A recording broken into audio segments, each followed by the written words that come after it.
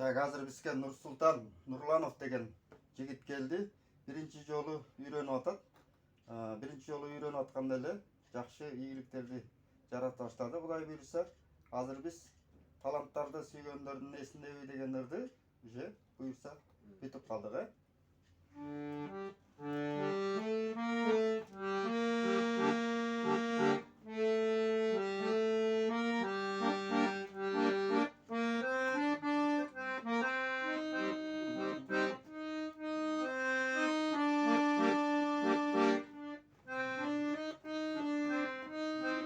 Шашылбай, шашылбай.